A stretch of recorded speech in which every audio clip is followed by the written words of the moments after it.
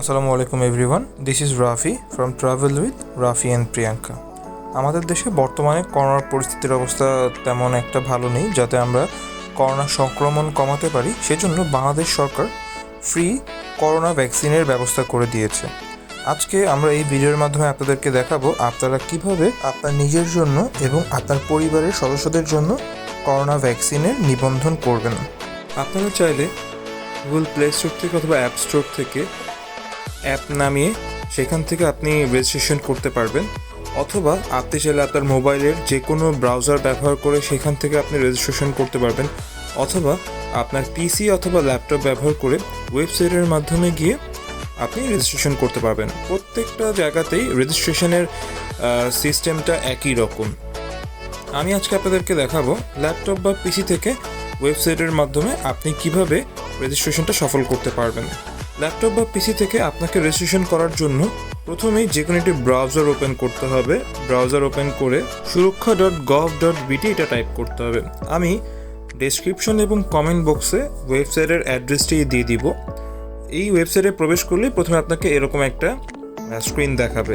এখান থেকে আপনি নিবন্ধন স্ট্যাটাস, আপনার টিকা কার্ড সংগ্রহ, টিকা সনদ সংগ্রহ এগুলো আপনি করতে পারবেন। তো আমরা প্রথমেই চলে যাব হচ্ছে নিবন্ধনে।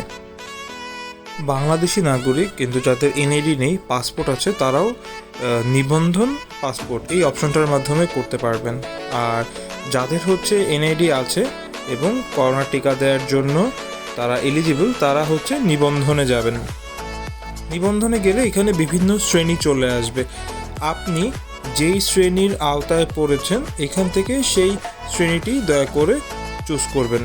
বর্তমানে নাগরিক যাদের বয়স হচ্ছে 35 বা তাদের 35-এর বেশি, তারা হচ্ছে বর্তমানে রেজিস্ট্রেশন করতে পারছে, এই মুহূর্তে তাদের জন্য ওপেন আছে।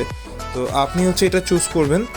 এটা চুজ করার পরেই এখানে হচ্ছে আপনি আপনার এনআইডি নাম্বার দিবেন, আপনার জন্ম তারিখ দিবেন এবং নিজে দেখতে পাচ্ছেন একটা কোড আছে উপরের এই যে লেখাগুলো আছে ওগুলো বড় হাতের লিখবেন।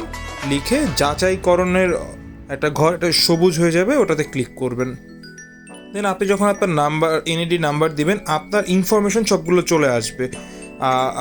যেহেতু এনআইডি কার্ডে সব ইনফরমেশন দেওয়া আছে, দেন এখান থেকে আপনার মোবাইল নাম্বার দিবেন এবং এই রোগগুলো দেওয়া আছে, এই রোগগুলো কি আপনার আছে নাকি নেই সেই অপশনগুলো আপনি চুজ করবেন। থাকলে হ্যাঁ দিবেন, না থাকলে না দিবেন।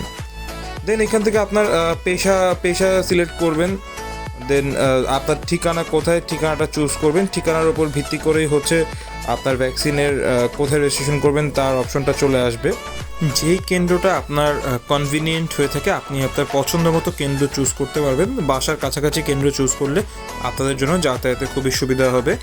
দেন কেন্দ্রটা চুজ করার পরে সংরক্ষণ করুন ক্লিক করবেন। সংরক্ষণ করার সাথে সাথে আপনার রেজিস্ট্রেশনটি সফল হয়ে যাবে এবং আপনি পরবর্তীতে একটা মেসেজ আসবে যে নেক্সট ডেট আপনাকে SMS এর মাধ্যমে জানিয়ে দেওয়া হবে। রেজিস্ট্রেশন সফল হয়ে গেলে এর পরের কাজ হচ্ছে অপেক্ষা করা। কখন আপনাদের SMS আসবে সেটার জন্য অপেক্ষা করতে হবে এবং আপনি চাইলে সাথে সাথে আপনি টিকা কার্ডটা সংগ্রহ করতে পারেন। যদি পাসপোর্ট দিয়ে রেজিস্ট্রেশন করে থাকেন সেক্ষেত্রে পাসপোর্টের মাধ্যমে টিকা কার্ড সংগ্রহ করতে পারবেন। যদি এনআইডির মাধ্যমে রেজিস্ট্রেশন করে থাকেন সেক্ষেত্রে আপনার এনআইডি নাম্বার, আপনার জন্ম তারিখ এবং এই কোড যাচাইকরণের মাধ্যমে এখান থেকে আপনি টিকা কার্ডটি আপনার সংগ্রহ করে নেবেন। অসংখ্য ধন্যবাদ ভিডিওটি দেখার জন্য।